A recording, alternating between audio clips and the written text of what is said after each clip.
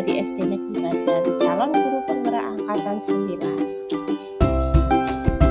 Oke, saya di sini akan menyampaikan tentang kesimpulan dan refleksi pemikiran Ki Hajar Dewantara berdasarkan modul yang sudah saya pelajari, yaitu modul 1.1.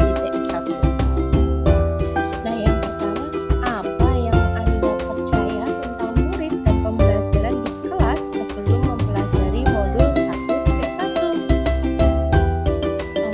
Pembelajaran yang saya lakukan sebelum mempelajari modul 1.1 itu yaitu yang pertama, pembelajaran yang masih bersifat center, jadi siswa cenderung mendengarkan penjelasan dari guru. Yang kedua, keberhasilan pembelajaran itu dilihat dari nilai yang baik, jadi siswa yang mendapatkan nilai yang baik itu berarti pembelajarannya sudah berhasil, dan kurang memandang siswa-siswa yang mendapatkan nilai yang di bawah KKM. Kemudian pembelajarannya itu monoton, hanya siswa mendengarkan, guru menjelaskan, kemudian siswa mengerjakan soal. Nah, yang selanjutnya, buku paket itu sebagai satu-satunya sumber belajar, jadi setiap hari anak-anak hanya berkutat kepada buku paket saja, tidak menggunakan sumber belajar lainnya.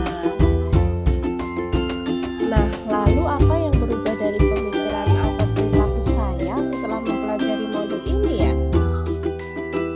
Nah, pendidikan dan pengajaran itu adalah sesuatu hal yang berbeda. Kalau pendidikan adalah proses menuntun dan mengarahkan segala kodrat anak agar mereka sebagai manusia dan sebagai anggota masyarakat itu dapatlah mencapai keselamatan dan kebahagiaan yang setinggi-tingginya. Sedangkan pengajaran yaitu memberikan informasi atau memberikan ilmu kepada peserta didiknya. Yang pertama, pembelajaran itu harus berpusat pada siswa. Jadi di sini siswa itu sebagai subjek pembelajaran. Guru hanya berperan sebagai fasilitator. Selain itu, guru harus dapat mendesain pembelajaran berdasarkan gaya-gaya belajar siswa masing-masing. Misalnya dengan menggunakan model pembelajaran yang inovatif seperti project-based learning, problem-based learning, dan lain sebagainya. Yang kedua, guru diibaratkan sebagai petani atau tukang kebun. Guru itu bertugas untuk menuntun dan mengarahkan supaya siswa dapat mengembangkan bakat dan minatnya setinggi-tingginya. Misalnya di sekolah itu dengan mengadakan ekstrakurikuler, ada yang dari seni itu kayak karawitan, drum band, ada TIK, ada yang tentang kedisiplinan itu nanti ada pramuka, dan lain sebagainya.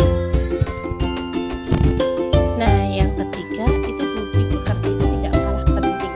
Jadi pembelajaran menurut Ki Hajar Dewantara itu tidak hanya tentang aspek produktifnya saja, namun tentang budi pekerti juga tidak kalah pentingnya. Misal di sekolah kami itu sudah menerapkan pembiasaan 5S, sarapan pagi bersama setiap hari Jumat, sholat duha dan sholat zuhur berjamaah bagi yang beragama Muslim. Sedangkan bagi yang beragama non-Muslim itu ada pendalaman Alkitab. Nah, yang ketiga yaitu faktor alam dan faktor zaman itu harus sesuai. Faktor alam seperti lingkungan dan budaya serta perkembangan teknologi itu akan berpengaruh pada karakter siswa sekarang. Oleh karena itu, pembelajaran harus dapat disesuaikan dengan kodrat alam dan kodrat zaman pada eranya sekarang.